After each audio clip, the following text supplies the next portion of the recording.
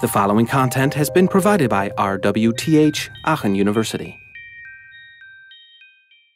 Today is to talk a little bit about the seminars, and we will let you vote for the seminars, and I will explain that later on. And then we will directly dive into the basics of Swift programming, and Philipp will later on talk a little bit about Xcode, what changed in Xcode in the latest version, and how to do it, how to do a little bit of debugging, and a little bit about the playground. So about the seminar, as I explained last week already, it will be specific topics of the iOS framework or the iOS SDK. We'll display all the information later on. And the concept is that we have 2 presentations per session, so during the lecture time. So we'll do 10 lectures where Philipp and I will talk, and then the next, I think, 7 where you will talk a lot. And we will groups of 3 where you have to present a specific topic, a specific framework, and explain that. And then we have about 10 minutes discussion afterwards where you can ask questions, or if nobody asks questions, Philipp and I will probably have some questions for you to get this done. So groups of 3, as I already said. The dates will be these dates, so basically 10 lectures and then these particular dates. These are mandatory, so you have to attend these actually because it's seminar work. And we didn't specify the order yet, so we will vote on the topics and you will have its topic at some of these points. We did intentionally do that, otherwise probably people choose the last topic first and something like that. So we will decide on this later on. What we will do before to actually prepare that, in the lectures before you have to present your talk, you will have a discussion with your group, with Philipp and myself, in the last 20 minutes of the lecture. So we'll have like 2 presentations and afterwards preparation for the week afterwards. So you will have to prepare your slides a week before you actually have to present, because then Philipp and I will talk with you about the topic and we'll give you how you can improve your talk. So let's talk a little bit about the seminar structure. So what we want to see from you is basically an overview of that particular framework that you will get as a topic.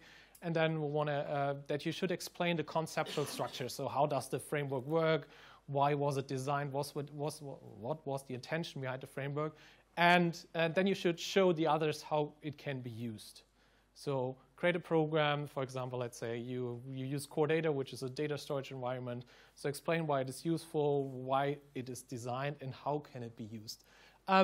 So we have a brief introduction, and so you should start with this and then explain the framework itself and maybe have some demo code what you would present.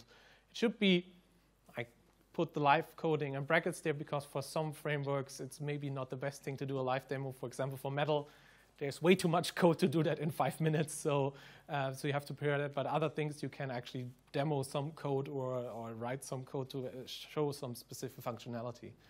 And in addition, what we want to have from you as well is not showing the basic detail, but show maybe 2 more complex structures or more complex features of this particular framework which can be used. So it's not the obvious thing that you directly find on any website that explains this thing, but maybe an in-depth functionality about these things. What you have to deliver is the slides and the demo code. What we want to do, we want to give the others in this class a chance to look at your slides, because that will be part of the oral exam, that you all have to answer the basic questions for all of the seminars, and that you can actually go back in the project and go back to the slides of the other groups to see, okay, I want to use that particular framework, they introduced it, so to give the others a head start if they want to use that actually or not. What I will do now is I will show or talk a little bit about each of the frameworks that we will propose as seminar topics. And then you can actually vote on these sheets. I will explain that later on. OK, first topic is Spritekit. Spritekit is a 2D game engine similar to the Unity version of 2D. It consists of sprites and shapes, and it basically has some animations, physics engines, and all of these things in it. So it's a very simple, lightweight framework which allows you to do basically all the 2D animations. You can have kinematic models in there, you have lighting effect, and all the basic structures from Spritekit. This topic is, you cannot vote on this topic because I will present that to give you an inspiration what we want to see from you, what it will do. I think next week or the week after, I will give also a seminar talk to give you yeah, the guidelines or an example what we want to actually see from you. So this is a topic that you cannot choose, which I will present then. So let's go on the first topics that you can choose. So talk a little bit about this. This is core data, and core data is basically an alternative to SQL designed by Apple. So it's a persistent storage environment that allows you to create an MVC model, or a model in this case, that you can use to access or to store data and to access persistent data on the system. So it's a little bit more structured than just dumping something into a CSV file, but it is not as big as an SQL. You could do an SQL, but for example, you can model your entire data storage container using UML in Xcode itself. So it supports like data storage environments which are a little bit more advanced than SQL calls or something like this. I always put these links up so you can go back to so these are the documentation links what you can actually look at later on and see to start things. So usually I have like a link to the documentation page from Apple, but also to WWDC talks where they explain the new stuff about these things. Anybody don't know what WWDC is? Anybody? Okay, you all heard of it. It's good. So it's actually 3 videos where they talk about these basic things. So the second topic is Sirikit. Sirikit is a high-level 3D graphics environment, which you could say it's some kind of Unity environment, and it actually allows you to create 3D environments quite simple and very abstract from a graphic card. So you don't have to deal with like shaders and geometry processing. So what you do, you can create an object which is this particular object. You can load geometries, you have animations, physics, and all of these things that SpriteKit has, but also in the 3D world. And you actually can combine these 2D scenes and 3D scenes in one in a very nice way. So it's a very high-level API. So creating a sphere is basically just one call. Going on to the next topic, it's Metal. It's actually the opposite. It's the lowest level API that we will see here. It's basically an alternative or the new version of OpenGL. So it's really hardcore shader programming on the GPU. And it has a lot of benefits over on OpenGL. For example, it has multi-threading, what OpenGL does not support, but it also has the benefit of, since Apple designed the hardware and the software itself, they created Metal in an environment that they use actually this specific hardware environment. So it's way faster because it does not have the old stuff from OpenGL in there. So it's very low level, but drawing something in OpenGL takes a lot of time to make it work. But it is really fast, and you will have to dig into shader programming in this thing. The next topic is CloudKit and iCloud Drive. So it's about how to use iCloud in your application. So how can you use in your application to store information in the iCloud environment, how you can share across different users, how you can create a database across your applications to work these things, and they will learn about the different types of storage or data storage environments which you can then use in your application. Cross device sharing, and then an iCloud Drive is how you can actually access different files on in your specific use case environments. CoreML and CreateML. So CoreML is basically the framework that is used to run machine learning or run a machine learning model on your device. And for example, computer vision is normalized, but also it has some features for text and also speech, I think, in a way. What was the 3? Computer vision, speech, and CSV data was the third one. So there are some predefined versions where you can actually have support from very high-level support in this. And CreateML is basically then how you create a model. And it is a framework that allows you then to train a machine, and CoreML is basically executing that particular model in this thing. Topic number 6 is about Siri and a Sirikit. This is a framework that was provided by Apple that allows you to have Siri environment in your own application. So how can you use your application? How can you create calls to use Siri processing? So you can, for example, define a question in your application that you want to answer, and you can include Sirikit. So basically, Sirikit takes over all the functionality. You can use the power of Siri in your own application where you don't have to write your own environment. Topic number 7 is about Watchos. So I want to talk a little here in this thing. We want to hear from you about the Apple Watch. How can you develop applications for Apple Watch? So what is the difference there to iOS? It's very different in its interaction environment, but also how you develop applications. Usually there were basically extension applications. So you have your iOS application, and you have an extension version on your watch. But now there are also native watch apps that directly run on your watch, and they are developed in a different way. But also the interaction is way more limited, and the way you can present information there. MapKit and CoreLocation, it's all about navigation. So how can you use MapKits? How can you use CoreLocation? What kind of location triggers you can use? What kinds of events can you do? Geofencing, for example. What kind of location detection? How can you change different aspects? So how the accuracy of the location, and then in balance to battery power. And so all about these informations. Topic number 9 is about networking on iOS. So what kind of capabilities does Apple or iOS provide you to use when you want to do normal networking, starting from Bluetooth to interact with a local object, but also to sockets, to Bonjour. So how can you announce, for example, a device in a Bonjour environment that allows you to do that? And there are lots of different frameworks, so just a couple of examples here. Topic number 10 is about extensions and inter-app communications. You maybe heard about extensions. For example, keyboards or designing specific keyboards is an extension. And there are several parts in iOS that can be augmented using extensions. Keyboard is the probably most dominant one. But also, how can you use, for example, inter-app communication? So how can you link from one application into a specific set into another application? So there are ways to communicate that. For example, the banking apps are the typical ones where the photo tunnel directly directs you to a specific location. And these allow some API calls to jump from one point in your application to a specific point in another application.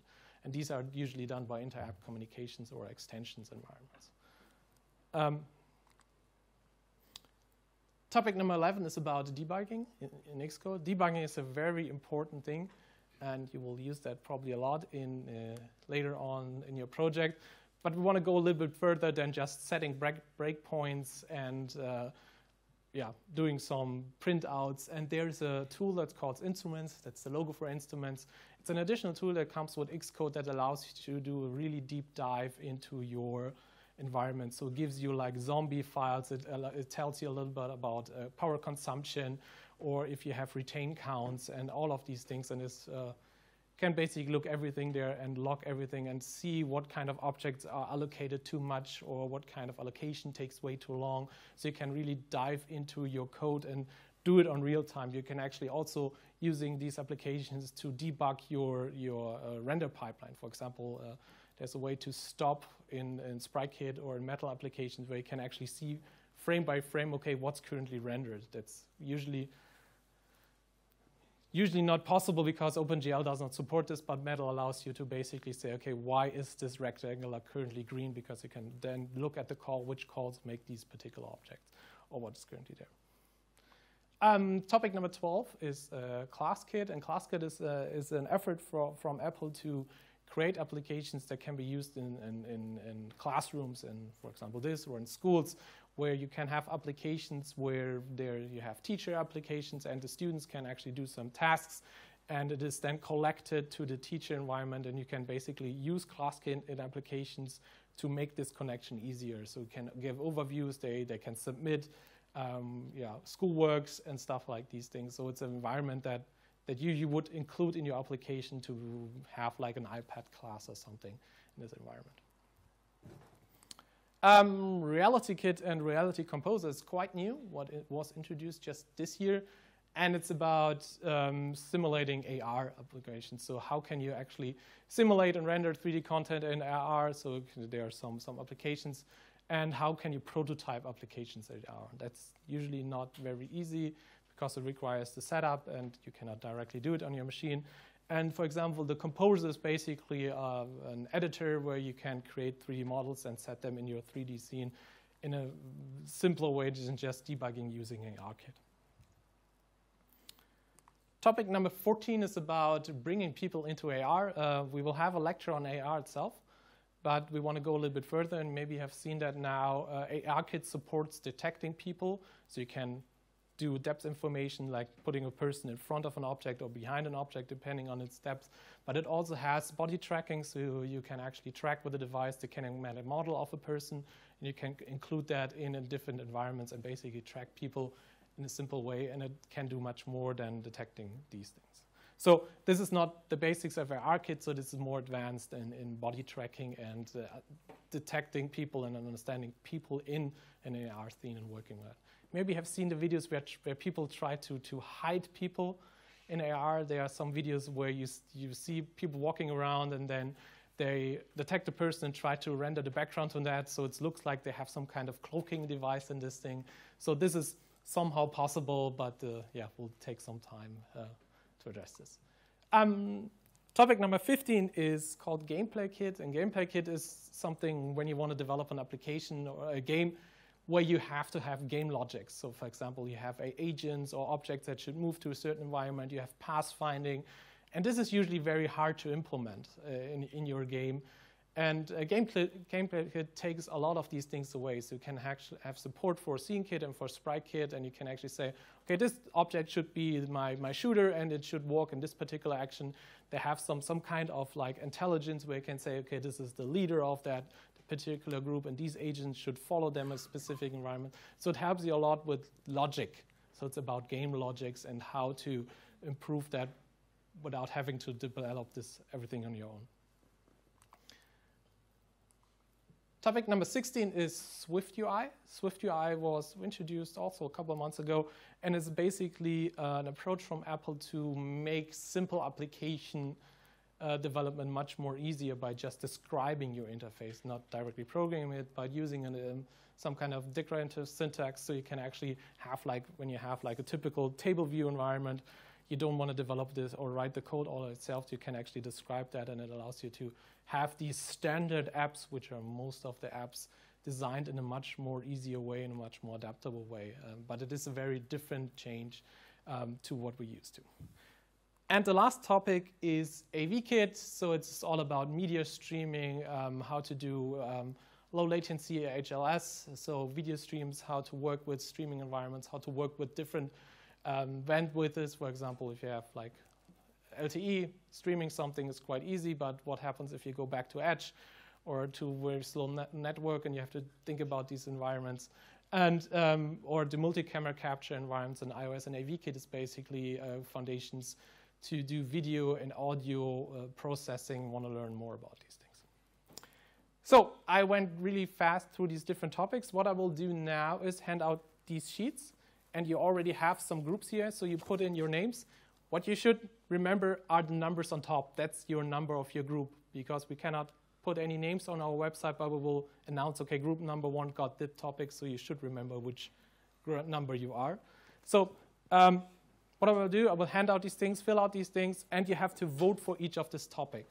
If you want that topic really hard, put a 1 in there. If you don't like it at all, put a 17 there. You need to know all of the numbers, so I don't want to see 10 ones, just each number once. And Philipp and I will walk around and ask or answer questions if you have any questions for each particular things.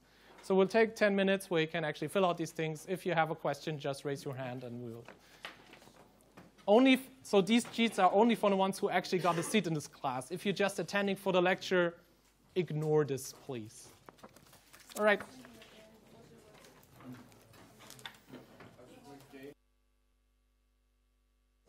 All right. There's still some groups left, but we will continue. I hope you remembered your number.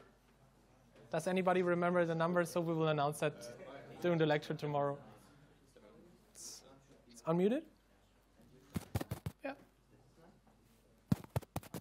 All right. OK. So we'll announce that tomorrow during the lecture, which course you have, and we will put it also in the slides, so we'll see what group you have tomorrow, and then we'll talk about over the next weeks a little bit more than that. So let's talk about Swift. I'm not muted.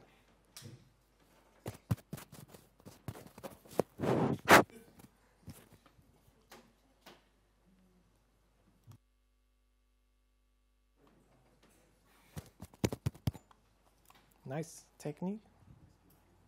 Let me change the batteries.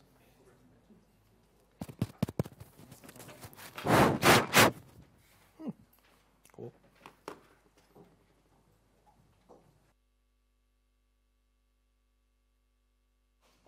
Does this one work? Or did you switch off the sound? No, I didn't touch anything. But this one's switched off. I didn't touch it.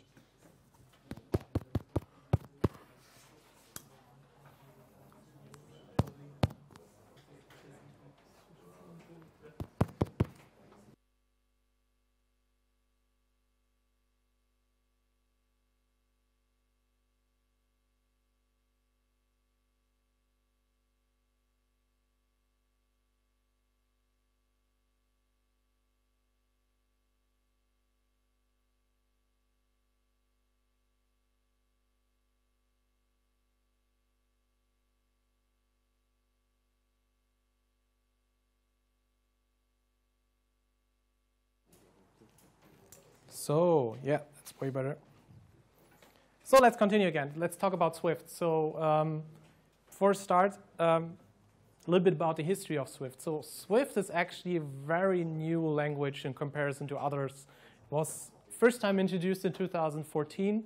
So it only has a couple of years of development there. And during that time, it changed a lot in a lot of these concepts. And Swift is basically very strongly influenced by C and Objective-C. If you don't know, Objective-C was the language that was the most commonly used language for Apple before they actually changed to Swift. And Objective-C is basically what the name tells you, it's C plus object-oriented programming. So, but they had a lot of issues and was almost 20 years old, and they wanted to introduce new concept, and they basically changed to Swift.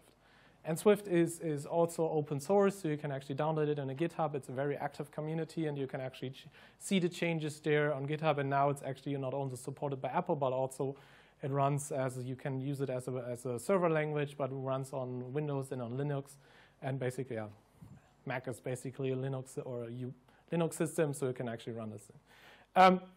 And the goal from Apple was to design a more simpler language that was easier to grasp and to read, and a little bit shorter, because what you see in an Objective-C, if you have a call, it was like gigantic calls. So these attachments were really, really long, and they wanted to shrink that using a Swift. So couple of characteristics. So it's a very clean syntax, so it's very short. It has some optional types, so we'll talk about it. It does type inference.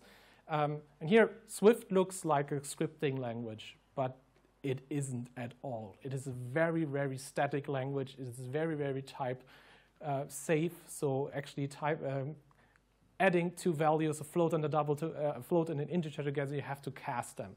So it's very, very type strict. So it's not a scripting language at all, and it is very, very static. So most of the stuff is decided via compile time and not via runtime. It uses automatic reference counting, so you don't have to deal with allocation and deallocation in most of the times. There will be constructs like enclosures later on where you can create, where you run into issues, into retain counts, but usually you don't have to deal a lot with memory management. This is usually directly done by Swift itself and by the compiler itself. It has some nice features like tuples, which we'll introduce later on today, where you can store multiple data types into one particular object. So you not only have to pass one variable, but you can actually combine them very quickly. You have generic concepts. You can create protocols that apply to generic types and define, extend a lot of variables in this. It has a strong focus on collections, and they approved collections working with arrays and dictionaries very, very strongly compared to Objective-C. And what they also did there, they strengthened the use of structs in comparison to Objective-C. So structs can have methods, struct can have initializers, and extensions to structs. So usually you will see that you don't only use classes in Swift, but you also use a lot of like structs and enumerations. And we will look into this in detail, which one you will use for which kind of purpose. It allows extensions. You can extend specific types, existing types, your own types, and it is very based on protocols. So it doesn't allow you to do like multiple inheritance, but you can use protocols to extend that. And then you have all the functionality like map, reduce, filters, and functional programmer. It has a very strong power or error handling. You have the typical try-catch environment, but you have more extensions and more easier ways to do that than just having to write these gigantic try-and-catch operators that you probably know from Java, but you can do it much more shorter. What I also introduced with Swift is this little playground called Swift Playground. It's an application, what Philipp will present later on. It's basically a testing environment. So you don't have to write a full program, but there's a way in Xcode where you can say, I want to just have a playground. And it's basically this environment here where you can just code, and it compiles in runtime, so you can just play around with it and test it a little bit out there. And actually, if you type in, for example, Google Swift environments, there are already web browsers that allow you to code Swift for just testing purposes, so they automatically can compile. So if you don't have like a Mac to your hand, you want to test it out, just go to the website and try it out. It actually works quite well because it runs basically on Linux. And Philipp will show later on how you can use this and what you can actually do with the playground and just writing code. And this is a good way to test your application before you have to now want to have a project for a specific device. I just want to type in some lines and test an algorithm there is quite strongly. So probably the biggest differences to other languages that you see immediately that you just basically you don't have like a clear type when you define a variable. So, or firstly, you've seen. So the first thing is when you type a variable, you use the keyword var, and then you name the variable, and then you put a value in this there. So there is no something like int or string or something. You don't define that. What happens is actually that the compiler does that while you apply this particular value. Or you could do that, for example, you could say, OK, this should be a string. I can define that. But if you just say, OK, it should be 100, this is an integer. And you have two concepts. So you have the variables, so these can be changed. And the other concept is called the let. And these are constants. And you will see that a lot, that you change between these different types. So let is basically a constant that cannot be changed as soon as you have set it. For example, in this case, I set let pi to 3.1.5, and I want to add this. I cannot do this anymore. So this functionality does not work. And this gives you a little bit of protection, saying, OK, don't want to change that variable, and you can use let in this case. And you will see that these things are very often used in this case. So again, let's say this is an example here. You have let x type 1 and variable 2, and you can assign this quite easily here in this case, but this will work. So this directly throws a compiler error. So this is something like the protection of these things. And what Swift also does, it uses type inference. So basically, as I already said, it defines, depending on the variable that you put in there or the value that you put in there, what kind of variable you assign to this particular var or let. And you cannot change that. As soon as it's assigned, it will never be able to change. So if you define a variable which is a string and you want to assign an integer to this thing, it's not possible. You have to cast it to a string. So you cannot dynamically change the type of a specific variable or let while you're running it. In this case, you would have to create a new variable type of this integer thing. So typical type inference, so in this case, the var 100 is an integer, and you cannot put a float in there. And the other way, but however this would work, you could set, OK, 99.5 should be is automatically casted as a double or a float. I think in most cases it's a double. Doesn't really matter, it's both 64 bits. And on the x, you can assign, obviously. You can also, as I said, implicitly say, OK, this should be, the variable should be a specific type, and you do that basically by this point here, and then just add the type number here. You don't have to assign it yet, but then you can actually say, OK, this should be a string, and then you can work with this string. The typical types that you have in Swift are the usual ones that you know from other classes. You have ints, doubles. However, what I already said is difficult. You cannot do something like this. You cannot have an int plus a double without casting. Doesn't work. System says, OK, these are two different types. I don't know what to do with it. So what you have to do a lot of type casting. You will see that when you program that you have to cast it to a double. and then add this. However, something like this works. The compiler is intelligent enough to say, okay, this is a double. I want to add a plus 100, which is just a value. Okay, I know, okay, this should be a double as well, so I can cast this thing. Typical print is the most commonly used debugging functionality, and it's basically something like print, and you put a string in there. And the easy notation for adding a variable in there is basically you have this dash, and then in brackets, and then what it does is basically is converting this variable into a string and then prints it out in the command line. So you can have a lot of these extensions there. So this is a nice way. You don't have to define the cast into a specific object, but it automatically casts this.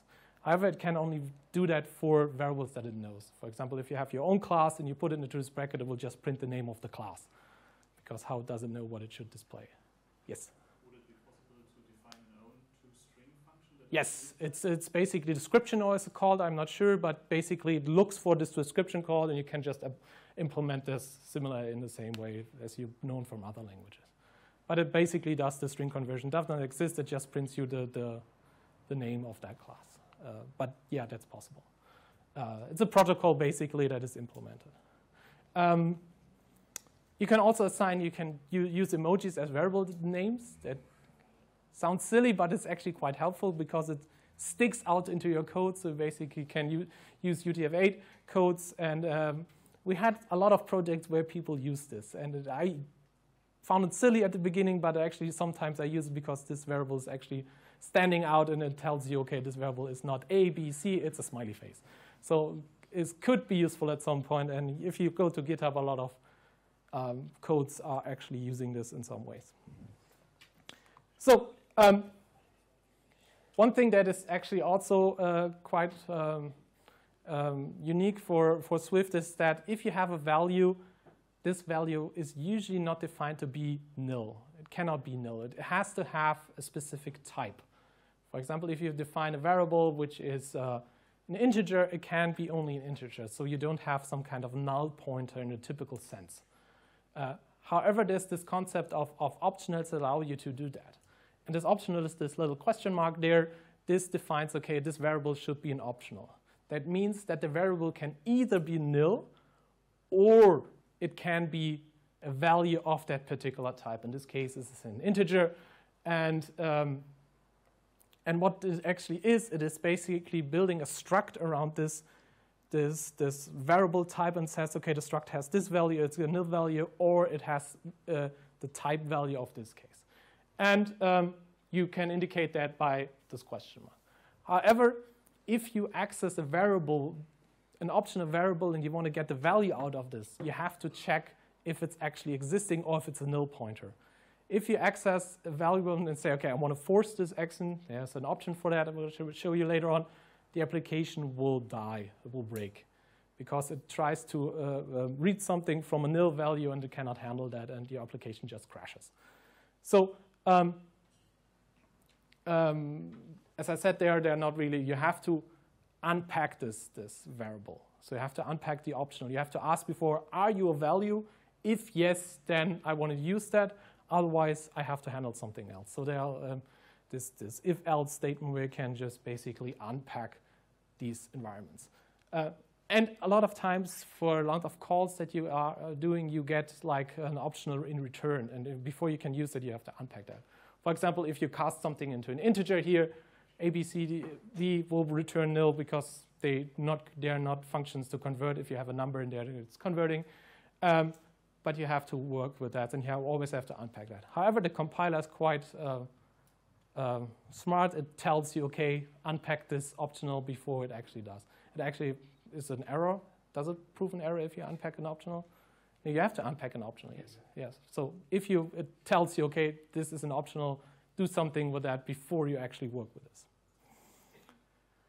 All right. As I already said, tuple is a specific construct, and tuple is basically what a tuple is doing. It is this little construct here, so you put it into brackets, you can put anything in there if you like. So it is some kind of a predefined array. However, it doesn't really have a specific length. So you can say, okay, the first value should be an int, the second value should be a float, the third value should be my class, whatever. and the fourth value should be something of this thing. And what it does, it basically creates a specific struct with these 4 elements in there. So saying in this case, you have a struct with an int, with a float, with a string, and then with a Boolean in this case. And this can be pretty easy to use. So for example, you could use this to return multiple variables from a function, because usually you can just return one value, but you can return a tuple. However, for tuples, you have to say if you created that tuple, it will always have this specific type. So you cannot say, okay, this tuple should be had the second value should have now a string at this point. It will always be a tuple which has this particular type information. And you can also define a variable that this tuple has. And you can access this value usually by these little codes here. Okay, say I want to have the second value in there. And actually, the compiler helps you a little bit to do that. For example, here, I created this tuple, and then I can select these different values, and already automatically tells you, okay, this is an integer, this is a double, this is a string, and this is a Boolean in this way. So this is a nice combination. You find that a lot of functions actually return tuples, because then you have multiple parameters that can be used. Let's talk a little bit about control flow, which is nothing interesting. You probably all know that. So we have normal if statements, we have else statements, and everything else. As you have probably seen, I usually forget that there are no semicolons in here. In Swift, you don't need them. They are not there. Let's say if you have multiple lines in one line, but usually you don't need semicolons, which is very weird. If you go back to a language where this is needed, you usually forget them at some point. But usually semicolons are not needed. Actually, you have one comment in a line, and it's basically defined by the lines itself. Everything else is then very simple or normal operations, as you know from Java and stuff like that. So if else, you also have these small captions. So this is the inline command, which you probably have seen in Java, or I'm not sure if it exists in Java, probably, but also in C or C++, it's not something very interesting. We have switch operators, which are essentially also the same in other languages. However, what you can do, what makes them very powerful, that you actually can do switches on tuples. So for example, in this case, we have the position here, which is a coordinate on your screen, and you can actually ask for multiple cases and switch between different parts. So in this case, what we can say, okay, we have one operation for the 0, point, and this little underscore mean that I want to trigger that particular switch statement, but I only care about one of these tuple environments. So what does, for example, this case means, okay, I'm only interested in the y-axis, for example, and the x-axis, I don't care. So what you can do in a switch case, you can actually use this to iterate over or to trigger certain ranges. Very simple. So that's why switch cases are very often used in Swift, because there are in combinations with tuple have these environments. You can actually say also something like this here. I want to have this particular range from 0 to 9 or from 10 to 500. So you will see that switch cases are way more often used than in other languages, because the combination of tuples makes them very strongly. Okay, this was the first. Yes? And 9 is included in? Yes. It's always from these values to the last one, including the value. There were some times where they had these only 2 points to make that included and excluded, but this was Swift version 2 or something, but they removed it. You usually have just these included. Yes? So the tuple, it also works like with an infinite amount of variables in the tuple. You can define a tuple which has 100 entries, but you cannot add one. If you define it once, it has this particular size. So you have a type of 5 elements, you cannot put another additional one in there. For this one, you would use arrays. But if you have like a tuple which has 100 values, you could work with that. But it has these 100 values, not less than more. Can you, with the 0 to 9, 10 to 500, can you make it just so it only picks ints and not floats? Yeah, it depends on, this is an integer. Yeah. It depends on the value that you put in there. Okay. So you could also say, okay, this is float, but it depends on the variable that is in there. Yeah. In this range. All right, so these are the first operations on Swift, and now we switch, and Philipp will talk a little bit more into detail how to operate Xcode, and we'll give you a little demo tour through Xcode. And now we have to switch the mic again.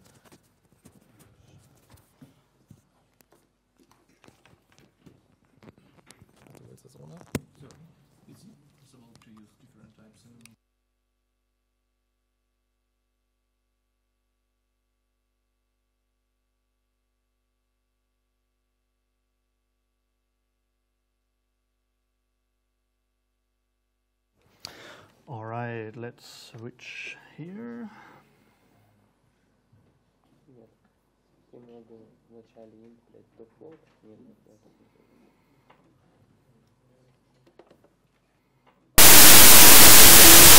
So now that we heard a little bit about the language Swift, let's look where do you actually use that, or what software do you use to develop for using the Swift language. And for the apps or any development on iPhone, Xcode is the app that you're using for the development. And like Simon already said, the easiest way to do that is to use a playground. So let's just have a look here, and let's make that bigger. It will be bigger when I have the code there. So you can choose from a lot of different templates to start from. So for iOS, tvOS, or macOS, and then a lot of different in different ways that are just the starting points. So if we start with a blank one, let's just put it in the lecture. Just have my playground. And so when it starts, you see you already have just a starting point. And you can decide whether you want to execute everything manually. So if I let that part run, with the new version that I have installed, sometimes it takes a while and asks me to send bug reports, so I hope they will fix that. But yeah, so I have the choice to let it to execute it manually, or just say automatically run everything every time I type something or add something, automatically execute it, so I can quickly see what is the result from what I'm typing. So here, for example, defined a string that has hello playground in it, and on the right side here I see what the computation does. So for example, if I would print, I get also the code completion. If I try to print out the string, it will immediately write that down here, and also show it down here in the console. So that we have down here. And as Simon said, playgrounds are a good way to test out quick code snippets or quick code elements that you want to try out. So let's go a couple of the things that Simon introduced. So to create a new variable or new element, you have the way to use let or var. So if I use let, that's a constant. So if I have let x equals 1, this means I have x, and it automatically determines the type. So if I press down Option and click on the x, it will also tell me what type it inferred for the variable or for this element. So here it says that it's that it is an int. And what that means is, if I try to change that, I will get an error. Tells me, okay, you cannot assign anything to it because it's a let constant. And every time you have a warning or an error that has this white dot in here, it also means that Xcode will suggest a fix for you. So if you click on that, tell you the error again, and then suggest what you could do. So here it says, if you make it a var, then it is mutable, and I can click on the fix to apply that. And it automatically changed it here to var, and now I don't have an error. But if I try to adjust this value to have a double or float value, then it says, okay, that doesn't work, because a type of a variable or constant cannot be changed afterwards. So it is that is fixed. So what I could do is explicitly say that I don't want x to be an int to begin with, but I want to start with a double. So I can explicitly say that x should be a double, and then that error also goes away. Sorry? Yes? Can you write 1.0 for the double type or not? What do you mean? So if I would just immediately do this. Write not 2 or write this 0, I mean. No. So, or leave it. 1.0. 1 dot and then. Yeah, well, then it would also, I mean, that is also a double, and it would infer this to be a double. Oh, okay. Because it goes from what is on the right, what type does that value have, and assigns that to the type of the variable that you assigned it to. So yeah, but if I want to cast it explicitly, I could also write the type in there. But yes, it's a way to do that, to avoid that explicit casting. If I directly say, okay, yeah, here is a value of the specific type to begin with. It's only helpful here for types that are ambiguous. If you want to have a character, usually if you have something, let's just,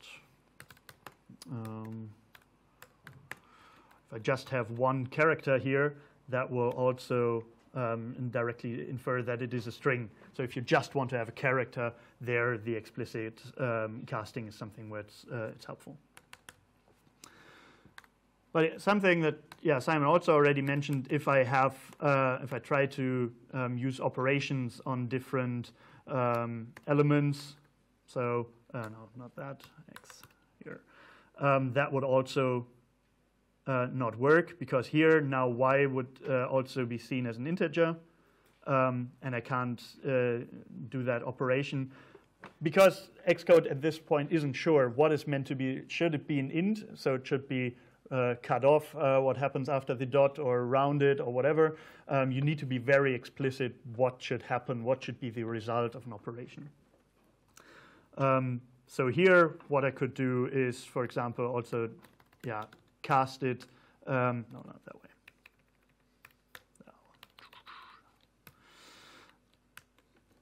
Inline, and then it would also work. So I have it here.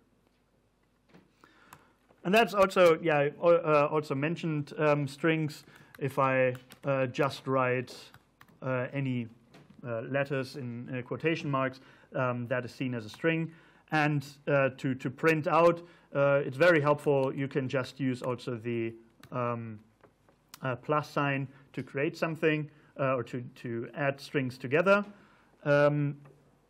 But if you want to change the text to include something else, you can also use, there are a lot of different methods directly allowed for strings. So for example, if I just start typing append, there's a lot of different methods that I can use to adjust the content of the text. And now the text variable also has the ABCD in there. So if I print it out, that will also then show up on the console. But if I want to combine there, again, different types, if I want to also print out the double that we calculated, that won't work. Because again, it doesn't know, should I just make it into a string, or do you miss something and text should be in a double and I need a calculation? So yeah, there you need to be more specific. And of course, I could cast z to be a string, or I use the notation that Simon also already mentioned. If I have backslash and put my value here in brackets, then it will also directly calculate that. And here I have my printout adding those together. So that's a quite basic use of playgrounds. But if I create a new playground and use some other method here, so having game, there you can see, well, there's a lot of different or more code in there. Actually, it's using SpriteKit, so visual stuff. And if I let that run, you'll see that to the side opens also this visualization, so you can have more graphic tests or graphic algorithm that you can test. If I click down here, it will also just draw it. It's not the most performant environment, as you can see, but it allows you quickly to check and test different visualization or different algorithms. And in the sidebar here, you can also get more information like, okay, how many times was this passage executed? How many times did it run? But so far, yeah, that is quite playing around with the code, as a word playground suggests. If you have bigger projects, you will also create a project. And for projects, again, you have the choice of a lot of different starting points for the different platforms. And yeah, we're using iOS mostly here. So, and if you create a new project, of course, you have to give it a name. Let's use Xcode demo here. And a lot that happens on the iOS platform, you need to have a specify how it should be signed for your deployment. So in I think 2 or 3 years ago, it changed that you don't need to be part of a developer program to develop or distribute to a phone, but you have your own personal team that you can use to develop, I think, 5 or 6 apps at the same time and deploy it to your phone. So, and at this point, you also can choose what should be the main language of your project, whether it should be Swift or Objective-C. Swift is becoming more the standard, but yeah, you can also use Objective-C. And you can mix and match them later on, so it's not defined, this is the language you have to use. You can also add it later. With the introduction of SwiftUI, you can also switch how the user interface should be described, what should be the starting point there. We'll start with storyboards. One of the seminar groups will likely look at SwiftUI and tell more about that. And also setup of core data, unit tests, and UI tests you can also specify here directly. Yeah, let's just put it there. So, and then the starting point for each application is here the project file. And yeah, it will be bigger on the slides or the recording that you can take a closer look into the different elements here, because that doesn't scale.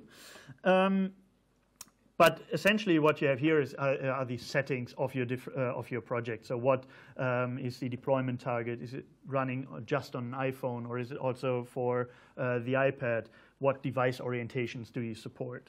And also what capabilities do you add to your app? So there are a lot of different points where you need to specify whether it has access to the health data, because that all requires more specific setup steps that you have to follow so that your app can use them. And that has multiple reasons. One of them is privacy, that if you access specific information, you need to specify what you're doing with them. So, but then in general, how Xcode is, or what Xcode is looking like, you have 5 different areas. So let's just go through them. The main one here is in the center. That's the editor, where you have your code, your user interface definition, the settings of the project file, and so on. And the toolbar here on top, you can use for letting or run the app, or specify the different schemes, settings, environments that you want to run your app in. Can select the simulator where you want to test your app, get notification about the status, or control the user interface. So here are different. This plus is used based on the context of your editor view, what you want to add there. If you have a source-controlled project, you can also show the code review and see the different changes made on this file. On the left here, you have the navigator, so where you look at the different files of your project, and then also again source control navigator, the different symbols in your app that are currently running. You can find and replace stuff, getting the more information about the issues, and breakpoints, or somewhere here, debugging, testing. So all the information are there in the sidebar, and that also adapts based on the context. When you're running the app, it will switch to the debug navigator and so on. Here on the bottom, that's for debugging. If you stop your application at some point, you will have on the left side the current state of the variables, what is in there. On the right, your console, so where you see the printouts, error messages, or if you print variables out. And on the right here, the utility view, where you see specific settings that you can apply. It's particularly important for the storyboard when you set up your UI, where you can then see or set specifics of how should the button look like, what are the connections here, what is the setup here. So, like I already said, if you just create an app, you can also let it run on a simulator. Let's just take the 11 Pro, and once that deploys, the simulator will open. Let's see. And the simulator allows you to test your app, and the behavior of the simulator is very similar to what you would have on a device as well. So all the gesture swiping, all that works. And you have, for a lot of the hardware elements, also the options that you can specify here. So how should Face ID, what is the current status of Face ID? Is it enrolled? Is it matching? Is it not matching? Is Apple Pay authorized? So you can test different elements there, but not everything. So AR or camera elements, or testing the accelerometer, stuff like those don't work on the simulator. So always test that, or need to test it on the device. And as well, simulator, since it's not running on the actual iOS hardware or iPhone hardware, it behaves there a little bit differently. So at the moment there's nothing, but I could, if I swipe up, if that works, there we go. Doing it with the trackpad is a little bit different. But yeah, you can see it's the normal device. I could actually also go just in settings and set up my simulator to the way. But yeah, there we go. So if we want to see something there, let me quickly go through here. We'll use the storyboards. So if we have a storyboard file here in our navigator. Let me quickly move stuff out of the way. And you can see that you have a dummy file or dummy layout for your system, different screens. At the moment it's showing for an iPhone 11, but I could toggle these. But how to handle the different layouts or different aspect ratios, different screen sizes, we'll look at, I think, next week. But if I want to lay out here now that I actually see something on screen, I can click here the plus and just drag elements that I want into my screen. So if I pick up the label, I also see here the different different layout guidelines that I can use to align my UI, and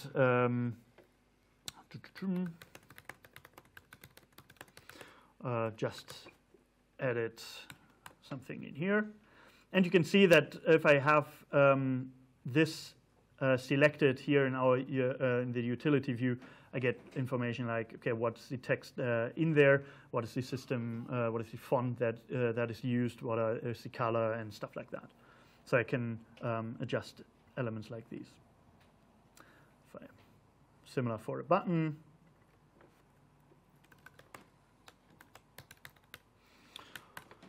And just putting these elements in there, if I now build it, then I can already see that here. But yeah, I can press the button, it has visualization, but nothing happens. So yeah, how do we get that in there? And for this, linking up your UI to your code there's the assistant view that is now hidden in here. Usually, or last version it was up here, so easier to get to. But what the assistant view does, it matches or puts side by side files that are connected to each other. So here we have on the left side our storyboard, and on the right side the view controller that is actually controlling and driving that this view. And to connect your view to your code, there are two different directions. So one direction is I want to access the UI element from my code. Essentially for a label, for example, if I want to specify the text that the label is showing, there I want to have the connection from my code to the storyboard, to the view. And the other direction, when something like a button is pressed on the user interface, I want to notify my view controller, want to notify, get notified in code, so I can react to that event. And in iOS or Swift, macOS, UI, that is separated into IB outlets and IB actions. IB outlet meaning this is the connection from code to my UI. So if I want to connect here my label, I can right-click and drag into the file that I want to connect this, this label to. If I just let go, I see here, okay, the connection is an outlet. I can specify this as a text label, and it will automatically add, let's just move that out of the way, add these lines to my code file. The IB outlet specifying the direction, so this is a connection from code to my UI. Weak is specifying the relationship of the variable and the objects that we have. We'll get into more detail about that later. Yeah, specifying a variable, text label, and it's of type UI label with the exclamation mark, specifying that it is an optional. But the exclamation mark actually makes sure that I can use it without in my code without having to unwrap it all the time. So I can just use text label. It will assume that the text label is set to something. But if it's not not connected, then my code will actually also break. So that is yeah, one direction. Now the other direction that we have is yeah, if I want to have get notified if this button has been pressed. So if I also again right-click, drag into my code file, I can specify, okay, this now should be an action. For a button, I could also specify this is an outlet. If I, it's, for example, useful if I want to change the button state that it looks pressed or change the caption of the button, then outlet also would make sense. But here, now I want to get notified if the button is pressed. Yeah, let's also call that button pressed. And the event that I want to get, I can also specify it here. So touch up inside is usually the standard there. If I press down the button and I release, then this notification or this method would be called. So yeah, we'll get more into detail about functions and so on, I think tomorrow. But yeah, in general, just again, the keyword here meaning that it is a method that is called from the user interface called button pressed. The dots here in the front of the lines also show you on the UI where it is connected to, so you can use that. So and then in our function, I can actually use our outlet that we have to get to the text label and just change the text to whatever we want. So, and if I let that run, let's see if that worked. So we have that here. And then it changes the text. So yeah, nothing too crazy there. But yeah, the connection between your UI and the code is quite helpful. So, but if I want to have multiple screens, yeah, that works similarly. If I just look for view controller, can also just drag that into my storyboard. See that here. And again, if I just right-click, drag to my new view controller here, I can specify the transition. So if I take a show segue, as they are called, I have then here my connection, the segue. And you see that automatically the UI here changed a little bit. And that is, if I let that run, what you automatically get is if I press that, that view moves into the background, the new view is seen on top. Yeah, okay, actually at the moment we don't see anything there because it's blank, but I have directly here that visualization. If I swipe down, I can move back to the original view. Or that, yeah, just from this connection. If you want to have it full screen, that is again something you can specify. If I select here that segue, at the moment it's a push segue, but I could also do it modally, and for the presentation switch it to full screen. And again, the preview here automatically adjusts to show you in what context you are. But how the layout is affected, yeah, that is done through auto layout that we'll look at next week. So what else do we have? Something that is also very helpful in Xcode is that the documentation is available directly through Xcode. So, for example, if I would like to know, okay, what does view.load actually do? What does it mean? I can press down the option key and just click on the function, and I get a quick summary, declaration, and more information about that. If I want to get then or see more about that, I can also open it in the developer documentation. That comes also with Xcode, and there are a lot of different information in there. Also for the different languages, at the moment they are side by side. And that documentation has for all the frameworks also good starting points. So for example, if I look for SpriteKit, there gets all the necessary starting points, the different elements of that framework. And if I, for example, just select here drawing something, tells you step-by-step instructions. Okay, what do I need to set up? What do I need to specify to get to that specific point?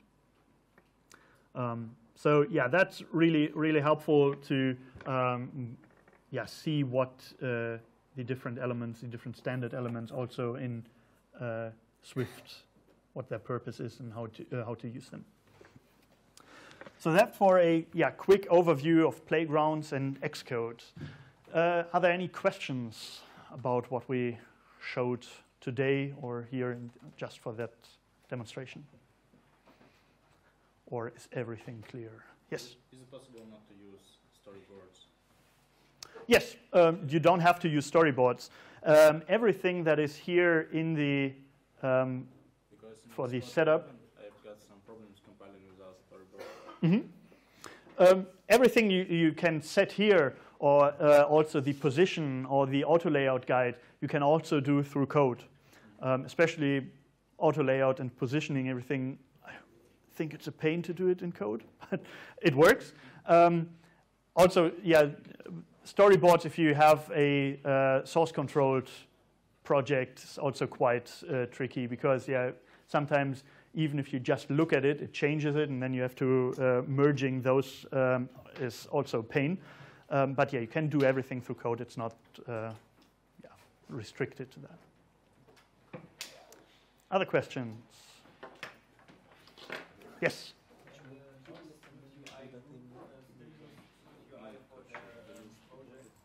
Yeah, sure. Everything that we show here is just to tell you what is possible in your project later on. Use what you want. So yeah, focus on the frameworks we talked about here, but whether you use Storyboard, SwiftUI, if you use Core Data or something else you found, up to you. Okay, then yeah, that's it for today. See you all tomorrow.